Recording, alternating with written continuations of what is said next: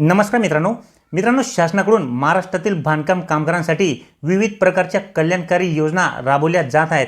जे नोंदणीकृत कामगार आहेत त्यांच्यासाठी या योजना सुरू करण्यात आल्या आहेत। त्यामध्ये बांधकाम कामगारांना आर्थिक सहाय्य देण्याच्या योजना आहेत। त्याच्यानंतर त्यांच्या आजारपणात सुद्धा त्यांना या योजनेअंतर्गत मदत दिली जाते। बांधकाम कामगारांच्या मुलाबाळांना शिक्षणासाठी सुद्धा आर्थिक मदतही दिली जाते।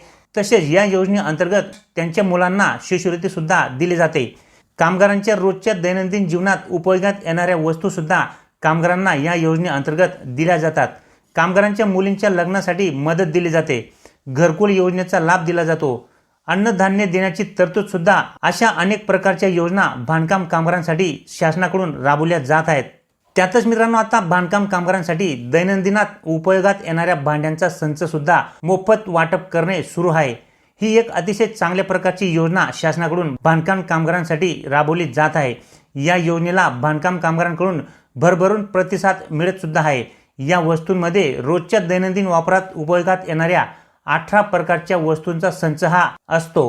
यामध्ये भांड्यांचे 30 नग कामगारांना मिळतात, जे त्यांना दैनंदिन जीवनात उपयोगात येतात। या वस्तू किंवा भांड्यांचा संच बांधकाम कामगारांना मोफत दिले जात आहेत। सोबतच बांधकाम कामगारांना कामात उपयोगात येणारे कामगार साहित्याचे पूर्ण किट सुद्धा दिले जाते। त्याला आपण बांधकाम कामगार पेटी असे सुद्धा म्हणतो। त्यात भरपूर वस्तू असतात, ज्या वस्तू कामगारांच्या कामामध्ये खूपच उपयोगात येत असतात।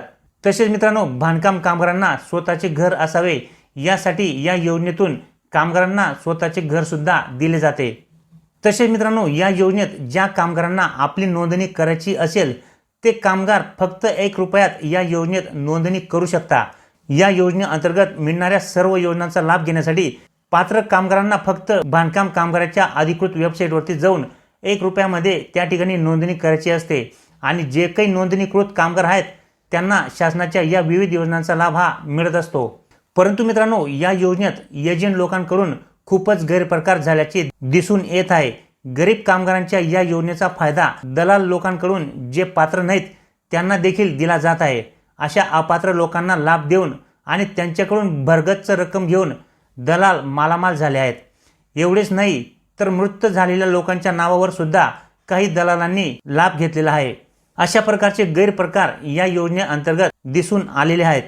एजंट लोक काय करतात तर गावोगावी जाऊन लोकांकडून कागदपत्रे जमा करतात आणि तुम्हाला भांडे तसेच कामगार पेटी मिळेल असे सांगून वाजवीपेक्षा जास्त पैसे घेतात। तसेच अजूनही दुसरे लाभ तुम्हाला मिळवून देतो असे सांगून जे पात्र नाहीत त्यांचे सुद्धा कागदपत्र आणि पैसे घेऊन नोंदणी करून देत आहेत। तसेच अशा सुद्धा लोकांचे कागदपत्रे घेऊन जातात की जे मृत झालेले आहेत। पैसे कमवण्याच्या इच्छापोटी एजंट लोकांकडून बोगस लोकांची नोंदणी देखील या योजनेअंतर्गत होताना दिसत आहे आणि त्यांच्याकडून पैसे लुटण्याचे काम हे एजंट लोक करत आहेत। आणि काही लोक सुद्धा भांडी संच मिळेल या लोभापायी आपले व परिवाराचे सर्व कागदपत्रे त्यांना देतात आणि पैसे सुद्धा देतात। परंतु असे बोगस लाभार्थी या योजनेसाठी पात्र नाही आहेत। तसेच एजंट लोक सुद्धा या योजनेच्या माध्यमातून भरपूर पैसे हे कमवत आहेत। परंतु जे लोक या योजनेत पात्र नाहीत त्यांनी सावधान राहणे गरजेचे आहे। त्यांनी अशा एजंट लोकांना आपले कागदपत्रे देऊ नये, कारण की जर इन्क्वायरी झालीच तर यात तुम्ही अडकणार आहेत, कारण की कागदपत्रे तुमचे असणार आहे। एजंट लोक आरामात यातून निसटून जातात। त्यामुळे बांधकाम कामगार या योजनेचा लाभ घेताना लोकांना सावधान राहणे हे गरजेचे आहे।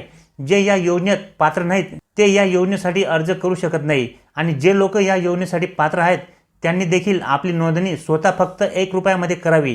त्यासाठी कुठल्याही एजंटला जास्तीचे पैसे देण्याची आवश्यकता नाही।